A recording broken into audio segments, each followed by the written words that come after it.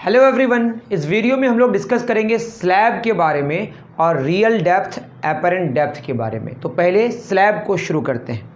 देखिए स्लैब क्या होता है। वैसे आपके दिमाग में जो स्लैब बैठा हुआ है वो ये है कि कोई रेक्टेंगुलर क्यूबॉइडिकल एक्चुअली उस शेप का हो। तो एक्चुअली यहाँ पे हमारी जो बात होगी वो ये होगी कि हमारे पास मान लेते हैं कि ये जैसा आपको स्लैब दिखता है वैसे ये 3D है, 2D मत समझिए। यहाँ पे एक सरफेस है और यहाँ पे एक सरफेस है। ये जो दो सरफेसेस हैं जो आपके रिफ्रैक्शन में पार्टिसिपेट करेंगे उनको आपस में पैरेलल होना ज़रूरी है। The first condition is that, मान लेते हैं इसका नाम मैंने ABCD दिया। वैसे AB पूरा क्या बनेगा, एक प्लेन, और DC भी क्या बनेगा, एक प्लेन। तो AB जो प्लेन है वो पैरेलल होना चाहिए किसका, CD का। ये भी प्लेन है, वैसे आपको लाइन दिख रहा है क्योंकि ये हम 2D में ही बना सकते हैं। ये तो पहला कंडीशन हो गया कि पहला कि यही मेन कंडीशन है कि स्लैब में जब भी हम बात करेंगे तो बात तो ये है कि वो ट्रांसपेरेंट होना चाहिए, तभी रिफ्रैक्शन होगा। और रिफ्रैक्शन होगा जिन जिन सरफेसेस में रिफ्रैक्शन होगा वो सरफेसेस आपस में पैरेलल होना चाहिए। मतलब ये अगर ऐसा ऐसा शेप का भी कर दें फ़र्क नहीं पड़ेगा, लेकिन ये जो दोनों सरफेसेस हैं AB और CD जिनको हम पार्टिसिपेट करवाएंगे रिफ्रैक्शन में, उनको क्या होने चाहिए, आपस में पैरेलल। एक बात तो ये आपको दिमाग में बैठाना है, ठीक है। अब क्या होगा, मैं अगर यहाँ पे थोड़ा सा और आगे बढ़ूँ, मान लेते हैं कि यहाँ पे हमने एक नॉर्मल ड्रॉ किया। ध्यान से देखिए क्या ड्रॉ किया, नॉर्मल। अब ये हमारा होगा point of incidence, that is यहाँ पे अगर हमारी लाइट आ रही है ना, फिगर मेरी अच्छी नहीं होती है, इसको कौन सा रे कहते हैं, इंसिडेंट रे। मान लेते हैं ये जो एंगल बना रहा है this is called I, this I है ना, एंगल ऑफ इंसिडेंस। और इसको बोलते हैं फर्स्ट मीडियम, और ये सेकंड मीडियम, फिर सेकंड से फिर कहाँ आएगा, फर्स्ट। चारों तरफ एक ही मीडियम, ठीक है। तो ये स्लैब का केस है। अब मान लेते हैं कि ये डेंसर मीडियम, कौन सा मीडियम है, तो फर्स्ट क्या होगा हमारा, रेयरर। तो डेंसर मीडियम में जब लाइट आती है तो नॉर्मल की तरफ आ जाती है। किधर आ जाती है बोलिए, नॉर्मल की तरफ। इसको थोड़ा सा और बड़ा बनाते हैं,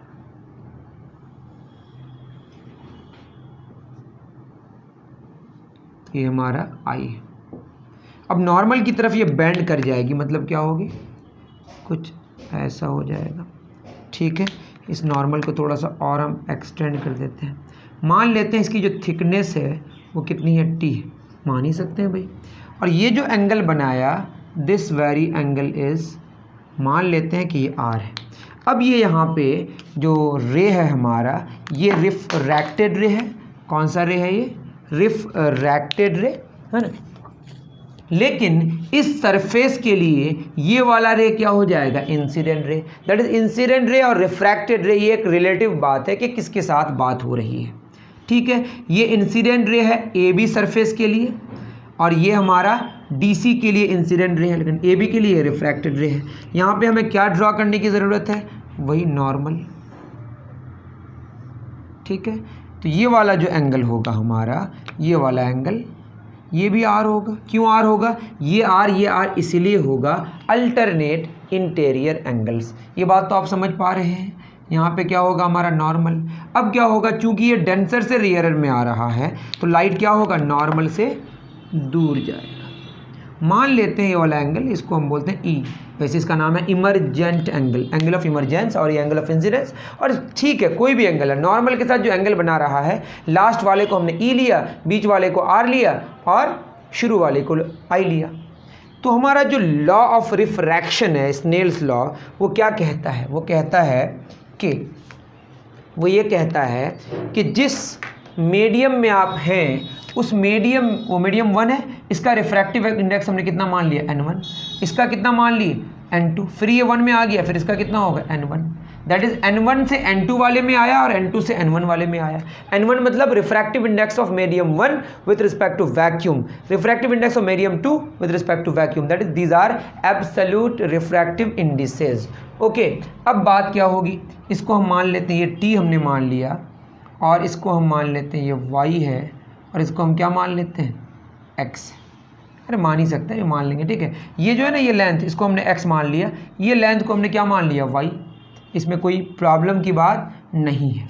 अब बताइए, अगर मैं स्नेल्स लॉ लगाऊं, क्या होता है, जिस मीडियम में है उस मीडियम में रिफ्रैक्टिव इंडेक्स कितना होगा लाइट का, N1। और साइन जो नॉर्मल के साथ एंगल बनाएगा तो n1 sine I is equal to, अब दूसरे में जाएगा, रिफ्रैक्टिव इंडेक्स कितना है n2, नॉर्मल के साथ कितना एंगल बना रहा है r, n2 sine r is equal to, अब तीसरे की बात करें फिर n1 साइन कितना एंगल बना रहा है e, तो अब देखें ये तीनों हमारा क्या हो गया, इक्वल हो गया। इसमें इन दोनों को अगर एक साथ लें तो हो जाएगा n1 sine I is equal to n1 sine e, n1 हमारा कैंसिल हो गया, that is sine I is equal to sine e, that is i is equal to क्या हो गया e, दैट इज ये e किसके बराबर हो गया, i के बराबर। दैट इज इस लाइन को अगर हम L1 लाइन मान लें, इस लाइन को L2 लाइन मान लें तो ये हो जाएगा, ये इम्प्लाई करता है, एक्चुअली रे है L1 जो रे है वो L2 के क्या हो गया, पैरेलल हो गया। पैरेलल होने का क्या मतलब हो गया कि थोड़ा सा शिफ्ट कर गया है, थोड़ा सा क्या कर गया है, ये अगर हम देखें ये सीधे जाना चाहिए था, ये किधर जाना चाहिए था, ये सीधे जाना चाहिए था, लेकिन थोड़ा शिफ्ट कर गया। कितना शिफ्ट किया, ये जो नॉर्मल डिस्टेंस है ये वाला 90 डिग्री वाला, ये जो शॉर्टेस्ट डिस्टेंस है इन दोनों के बीच के लाइन के, मतलब जो लाइन एक्चुअल में होना था लेकिन स्लैब की वजह से जो शिफ्ट कर गया, इसी को हम बोलते हैं लैटरल डिस्प्लेसमेंट। लिखा हुआ है ना क्या ये, इसी को हम एस लिख लेते हैं, तो इसका नाम हमने क्या दे दिया, एस। तो लैटरल डिस्प्लेसमेंट भी हम फाइंड आउट करेंगे, आपकी किताब में नहीं है, मैं उसको कर दूंगा, ठीक है। बात समझ आ गई? तो ये तो क्लियर हो गया कि जब हम refraction through a slab, glass slab की बात करें तो क्या होता है, लाइट जो आती है वो थोड़ा शिफ्ट हो जाती है, लाइट का जो पाथ है वो चेंज होता है, लेकिन वो पैरेलल होता है, क्या होता है, पैरेलल। तो जितना शिफ्ट किया वो क्या होगा, उसको बोलते हैं हम लोग लैटरल डिस्प्लेसमेंट। ये एस है तो हमारा ये भी क्या होगा, दिस इज एस, है ना। यहाँ एंगल कितना डिग्री बताइए, 90 डिग्री। मैं अगर कॉस आर की बात करूँ, देखिए ये वाई है हमारा, ये वाई है ना, कॉस आर, ध्यान से देखिएगा, कॉस आर क्या होगा, cos r that is base, r के रेस्पेक्ट यही बेस है ना, ये बेस कितना हमारा टी बटे हाइपोटेन्यूस, हाइपोटेन्यूस कितना है हमारा एक्स। देख रहे हैं ना, अगर हम इस ट्रायंगल को निकाल के बाहर लेके आए, ध्यान से देखिए, ये x है, ये हमारा r है और ये t है, तो cos r base by hypotenuse, 90 degree का opposite hypotenuse, that is x बराबर क्या होगा, t बाई cos r, या x बराबर t सेक r। r क्या है ध्यान में रखना है आपको। उसके बाद अगर हम बात करें किसकी, साइन, अब देखिए ये i है, ये टोटल हमारा क्या होगा, i होगा। ध्यान से देखिए ये वाला, ये सीधे जाता तो ये i होता ना, मतलब इसको ध्यान से देखें, अगर ये आई है तो ये भी हमारा क्या होगा, आई, लेकिन ये जो बच गया ये पूरा ये हमारा क्या होगा, आई। ध्यान से देखिएगा, अब ये जो बच गया ये क्या होगा हमारा, ये आई माइनस आर, ठीक है, ये आई है, ये पूरा आई है, इससे आर हटा दीजिए, जो बचा वो क्या होगा, आई माइनस आर। अब वहाँ से ट्रायंगल को अगर बाहर लेके आए, ये वाला ग्रीन, ब्लू और ये ब्लैक, इसको मैं बाहर लेके आ रहा हूँ, ये S है और ये ब्लैक वाला लाइन है, यहाँ पे एंगल कितना डिग्री, 90 डिग्री, और ये थोड़ा टेढ़ा है, ठीक है, और ये हमारा X है, और यहाँ पे एंगल कितना बन रहा है, I माइनस आर, पूरा I था बट R हटा दिया तो क्या बचा, I माइनस आर। तो इसको ध्यान से अगर हम देखें तो यहाँ 90 डिग्री का ऑपोजिट हाइपोटेन्यूस, मैं अगर लगाऊँ साइन, है ना, I माइनस आर परपेंडिकुलर बटे हाइपोटेन्यूस, तो s बाई क्या हो जाएगा, x, दैट इज हमको s ही तो चाहिए, s हो जाएगा x sine i minus r, और x ऑलरेडी आ चुका है, t sec r sine i minus r. ये हो गया हमारा लैटरल डिस्प्लेसमेंट का फार्मूला, जहाँ पे टी क्या है, स्लैब का थिकनेस जो गिवन होना चाहिए, आर आप निकाल सकते हैं अगर आई गिवन होगा और रिफ्रैक्टिव इंडेक्स गिवन होगा, जो भी हो एक फार्मूला आ गया किसका, लैटरल डिस्प्लेसमेंट का, t sec r sine I minus r, ठीक है। तो ये चीज़ है। अब इसको लेके अगर आगे बढ़ें, एक क्वेश्चन करें, क्लियर हो गया, refraction through a glass slab, इसमें जो रिफ्रैक्शन में पार्टिसिपेट करेंगे जो सरफेसेस वो आपस में पैरेलल होना चाहिए, थिकनेस अगर टी गिवन है और आई और आर एंगल ऑफ इंसिडेंस और एंगल ऑफ रिफ्रैक्शन है, तो आपका जो लैटरल डिस्प्लेसमेंट आएगा वो कितना होगा, t sec r sine I minus r. मतलब पाथ तो बदल जाता है लेकिन डेविएशन नहीं होता है, पाथ डिस्प्लेस हो जाता है, उसको बोलते हैं लैटरल डिस्प्लेसमेंट। पाथ का डायरेक्शन में बदलाव नहीं आता है लेकिन पाथ अपने रास्ते को छोड़ देता है। कितना रास्ता छोड़ा, कितनी दूरी हुई उसकी, वही हमारा क्या, लैटरल डिस्प्लेसमेंट। ओके, अब एक क्वेश्चन अगर ऐसा है, मान लेते हैं एक क्वेश्चन बना देते हैं, मान लेते हैं हमारा स्लैब है, ठीक है। इस स्लैब में जो रिफ्रैक्टिव इंडेक्स गिवन है वो √3 गिवन है और वो लाइट कुछ ऐसे आई और एंगल ऑफ इंसिडेंस कितना हुआ, 60 डिग्री।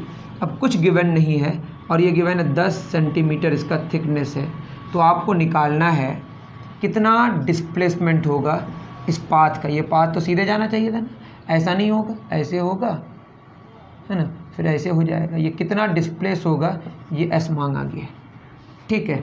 तो अब ये समझिए, इसके लिए हमको क्या चाहिए होगा, आर चाहिए होगा। इसको हमने क्या मान लिया, आर, तो हमें पता है। और जहाँ से आ रहा है वो हवा है, उसका रिफ्रैक्टिव इंडेक्स कितना है, 1। तो मैं फिर कह रहा हूँ क्वेश्चन ये है कि जिस मीडियम से लाइट आ रही है उसका रिफ्रैक्टिव इंडेक्स 1 है, दैट इज़ हवा है या वैक्यूम है। एंगल ऑफ इंसिडेंस 60 डिग्री है और जिस स्लैब में जा रहा है उस मटेरियल का रिफ्रैक्टिव इंडेक्स √3 है और इसका जो थिकनेस है वो 10 सेंटीमीटर है। तो बताइए कितना शिफ्ट हुआ होगा लैटरली। ओके, फार्मूला क्या हमारा, एस बराबर t sec r sine I minus are.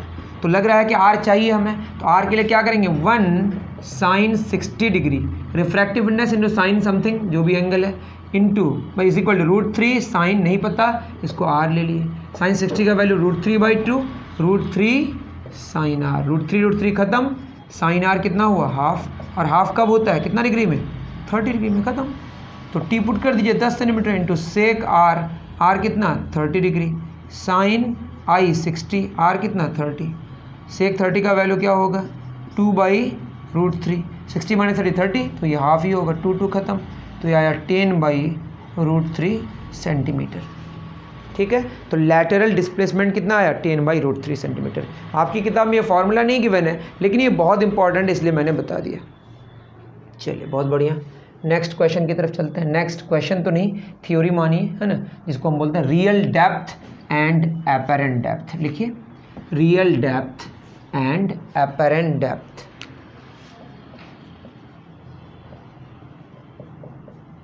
And apparent depth, ठीक। स्लैब में भी हम लोगों ने बात करी ना, उसमें क्या है, हमने मान लिया कि जहाँ पे हम हैं वो हमारा रियरर मीडियम है। यहाँ पे भी ऐसा ही मानेंगे कि मान लेते हैं कि हमारा 2 मीडिया है ना, इसको बांट रहा है, ये बाउंड्री है, ये फर्स्ट मीडियम है, सेकंड मीडियम है। सेकंड मीडियम में मान लेते हैं बाल्टी है, बाल्टी में, या आप मान लेते हैं कि नदी में या तालाब में, कहीं पे भी कोई सिक्का या मछली गिरी हुई है, ठीक है, ये मछली है, सिक्का गिरा हुआ है बाल्टी में, ठीक है। तो अब क्या होगा, इसको अगर हम ध्यान से देखेंगे तो ये जो इसके साथ ये वाली हाइट हम मान लेते हैं, इसको हम मान लेते हैं ये x, ये x हमारा रियल डेप्थ, x क्या बोलिए, रियल डेप्थ। अब मान लेते हैं कि ये सिक्का है या कोई मछली है या कुछ भी है जो ख़ुद रोशनी निकालती है या दूसरे की रोशनी को लेके फिर रिफ्लेक्ट करके वापस हमारी आंखों में भेजती है। जैसे भी हो, यहाँ से लाइट निकल रही है, जब यहाँ से लाइट निकलेगी तो यहाँ से हमारी लाइट निकल रही है, मतलब वहाँ से लाइट निकल रही है। मान लेते हैं कि ये ऐसा फ़िश है ना, जिससे जो क्या निकाल रही है, रोशनी ख़ुद निकालती है, जैसे फ़िश होते भी हैं। अभी लाइट अगर यहाँ नॉर्मली पड़ेगी तो नॉर्मली चले जाएगी, इसमें कोई शक की बात नहीं है।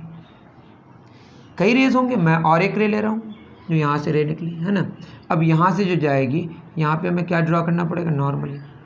अब ये सीधे जाना चाहिए, सीधे ना जाके क्या होगा, ये मान लेते हैं ये डेंसर है, ऐसा होना कोई ज़रूरी नहीं है, और ये रेयर है, तो क्या होगा, नॉर्मल से दूर जाएगा। नॉर्मल से क्या हो जाएगा, बोलो, दूर जाएगा। यहाँ पे नॉर्मल को हम बना देते हैं किससे, नॉर्मल, ठीक। अब ये नॉर्मल से दूर जाएगा मतलब किधर जाएगा, ये होगा हमारा, यहाँ पे जो भी होगा रिफ्लेक्टेड रे आएगा तो हमको ये दिखाई पड़ेगा। लेकिन बात ये है कि जो नॉर्मल से दूर भागा, नॉर्मल से दूर भागा। अब देखिए रिफ्लेक्शन, मैंने क्या बोला, इससे पहले मैंने बताया था ये इंसिडेंट रेज हैं। इंसिडेंट रेज की मुलाकात जहाँ पे होती है वहाँ पे ऑब्जेक्ट है, उस सिचुएशन में। तो ये हमारा रियल ऑब्जेक्ट है, ये ऑब्जेक्ट, ठीक। लेकिन हमारी आंखों को जो नज़र आएगी, क्योंकि डायरेक्ट तो ये नहीं आ रहा है, ये तो रिफ्रैक्ट होके आ रहा है। तो रिफ्रैक्शन के बाद जिस तरीके से रेज आएंगी हमारी आंखों में, जिस तरह से लाइट आएगी एक्चुअली, उस तरीके से, उसी के हिसाब से हमें ऑब्जेक्ट दिखाई पड़ेगा। अब जो एपरेंटली हमको नज़र आएगा वो कहाँ नज़र आएगा? वो यहाँ पे कहीं नज़र आएगा। This is apparent one. बोलिए ऐसा क्यों हुआ? मैं फिर कह रहा हूँ, देखिए ये एपरेंट ऑब्जेक्ट और ये रियल ऑब्जेक्ट। मैं फिर कह रहा हूँ, देखिए यहाँ से लाइट निकल रही है, एक सीधे चला गया, ठीक है ना, नॉर्मली आया, नॉर्मली चला गया, ठीक। अब ऐसे आया, फिर ये मुड़ गया। तो हमें जो हमारी जो आँख में जो रोशनी आ रही है वो आफ्टर रिफ्रैक्शन आ रही है ना, और रिफ्रैक्टेड रेज की मुलाकात जहाँ होती हुई लगेगी वही हमारा क्या होगा? इमेज होगा, वही हमारी आँखों के लिए ऑब्जेक्ट होगा, जो अपेरेंटली हमें यहीं पे ऑब्जेक्ट दिखेगा। इसकी हाइट मान लेते हैं कितनी है? ये y है। तो y को हम क्या मान लिए? y is apparent depth and x is real depth. ये बात समझ आ गई? ठीक है, बहुत अच्छी बात है। अब यहाँ पे हमारा जो एंगल होगा, इसको हम क्या ले लेते हैं? ये हमारा एंगल ऑफ इंसिडेंस है, और इसको हम क्या ले लेते हैं? Angle of refraction. इसमें कोई शक की बात नहीं है। इसको देखेंगे, ये सीधे मिलाए हैं, ये r होगा तो ये भी क्या होगा? हमारा r होगा। क्यों? कॉरेस्पॉन्डिंग एंगल, ऐसे ना होता है, ये वाला एंगल सेम होता है। कौन सा एंगल? Corresponding angle. ये I है तो ये भी क्या होगा? हमारा I। क्यों? Alternate interior angles. क्या होगा? Alternate interior angles. ये बात आपको समझ आ गई? ये फिगर भी क्लियर हो रहा है। मान लेते हैं यहाँ पे जो डिस्टेंस ये वाला, ये हमने z ले लिया, ठीक है, कोई बात नहीं है। अगर हम बात करें कि जब एंगल्स बहुत छोटा हो, जब भी आप रिफ्रैक्शन की बात करें, रिफ्लेक्शन की बात करें, और एंगल्स बहुत छोटे होते हैं, तो उसको हम पैरेक्सियल रेज कहते हैं। क्या कहते हैं? पैरेक्सियल रेज, जो कि मैंने पहले भी डिस्कस कर दिया है। पैरेक्सियल रेज का मतलब जो एंगल्स इन्वॉल्व्ड हैं, angles involved are very very small. जब ये बहुत छोटा होता है तो देखिएगा tan थीटा और जो sin थीटा होता है वो आपस में इक्वल होता है, और जो कि थीटा के बराबर होता है रेडियन में, आप जानेंगे। आप ऐसे सोच सकते हैं, मान लेते हैं हमारे पास ये थीटा है, तो ये परपेंडिकुलर, ये बेस, ये हाइपोटेन्यूस। tan थीटा क्या होता है बताइए? p/b, और sin थीटा p/h। जब थीटा छोटा होता है भाई, tan थीटा क्या होता है? p/b, और sin थीटा क्या होता है? p/h। p तो ऊपर दोनों का सेम है ना।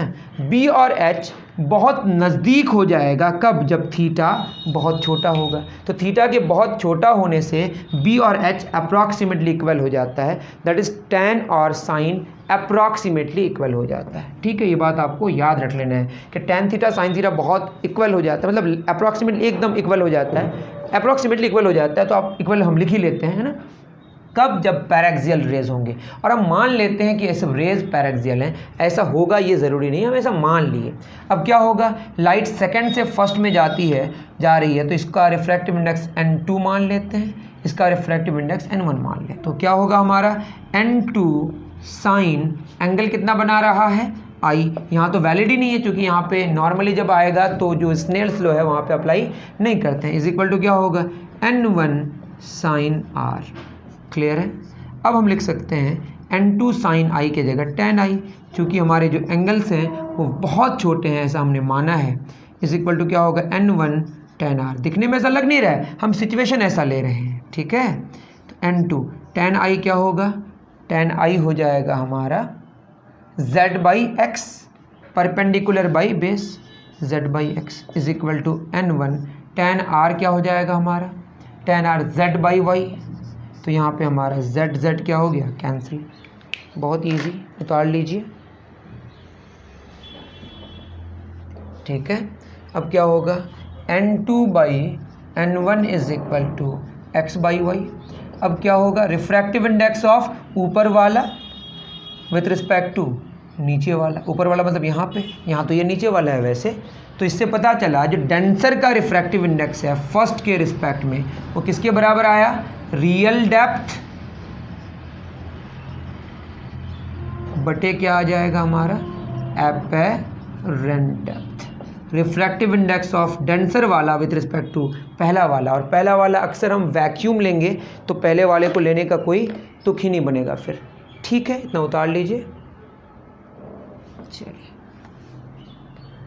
ठीक, इसका रिफ्रैक्टिव इंडेक्स अगर हम n2 को क्या मान लें n, और n1 हमारा अगर 1 हो जाए, मतलब ये वैक्यूम की बात कर रहा है, अगर ऐसा ले लें तो क्या हो जाएगा यहाँ पे n2 की जगह n/1 बराबर x/y। सिंपली हम लिख सकते हैं refractive index of denser medium is real depth upon apparent depth. लेकिन इसके लिए विद रिस्पेक्ट टू वैक्यूम होना ज़रूरी है, ऐसा होना कोई ज़रूरी नहीं है। अगर बात उलट जाए तो क्या होगा, जैसे हम यहाँ पे रेयरर ले रहे हैं, यहाँ डेंसर होता है, यहाँ रेयरर होता है, तो जो रियल डेप्थ है वो कम होता है और एपरेंट डेप्थ ज़्यादा होता है, ऐसा भी केस हो सकता है। लेकिन ऐसा सिचुएशन हमारा प्रैक्टिकली नहीं है ज़्यादा, तो हम उसको डिस्कस नहीं कर रहे हैं। ठीक है, तो थोड़ा सा आप वैसे भी सोचा करें। क्लियर है? अब क्वेश्चन है हमारा, क्या क्वेश्चन है 8.7 में, रिफ्रैक्टिव इंडेक्स, ये तो हमारा हो गया। अ coin placed in a beaker containing water appears 8.8, अगर आप देखेंगे तो लिखा हुआ है क्वेश्चन, क्या है question, appears the depth of, appears मतलब y दिया हुआ है, y कितना दिया हुआ है हमारा, ये अपीयरेंस दिया हुआ है 3 सेंटीमीटर, और क्या दिया हुआ है, from the water surface what is the depth of the coin, मतलब वही x मांगा है, और रिफ्रैक्टिव इंडेक्स ऑफ वाटर कितना दिया हुआ है, n दिया हुआ है 4/3। अब कुछ नहीं बोला है तो विद रिस्पेक्ट टू वैक्यूम ही आपको मानना है। तो n क्या होता है हमारा, अभी हमने बताया x by real depth by apparent depth, x by Y बराबर 4/3। तो x है कितना नहीं पता, y कितना है 3 इज इक्वल टू 4/3, 3 खत्म, तो x कितना आया 4 सेंटीमीटर। तो ये कहानी है रियल डेप्थ और एपरेंट डेप्थ की। तो ये सारी बातें उम्मीद है कि आपको समझ आई होंगी। नेक्स्ट जो हमारा डिस्कशन होगा वो होगा क्रिटिकल एंगल पे और टोटल इंटरनल रिफ्लेक्शन पे। वो पूरा लेक्चर उम्मीद है कि एक ही में मैं कंप्लीट कराऊंगा, critical angle, total internal reflection और उससे रिलेटेड जो चीज़ें हैं, उसमें मिराज है, ट्विंकलिंग ऑफ स्टार्स है, ब्रिलियंस ऑफ डायमंड है और कुछ फिनोमिना है। ठीक है, मिलते हैं फिर नेक्स्ट वीडियो में। Thank you very much.